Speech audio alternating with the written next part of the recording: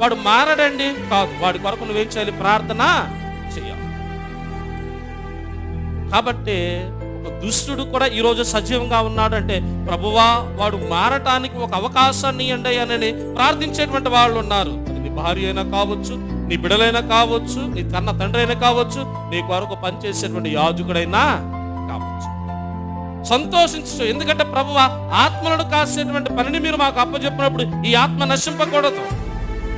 అందుకే ప్రార్థన ఎందుకు పట్టుదల? ఏముందలే ప్రార్థన, ఏంటి ఎలా జరిగింది ప్రార్థన, ఏముందలే ప్రార్థన. ప్రార్థన ఆషామాషి కాదు, ప్రార్థన ఆషామాషి కాదు. ఒక వ్యక్తి మరి ఒక కొరకు ప్రార్థించేటువంటిదే. నీ లోక ఆశల చొప్పున నువ్వేదో ఎవాల్యూషన్ చేసేటువంటిది కాదు ప్రార్థన అంటే.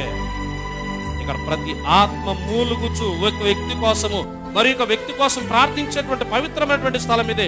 ఒకడిలో ఉన్నటువంటి లోపాన్ని ఎంచక దేవుని చేతికి అప్పచెబుతూ, తండ్రి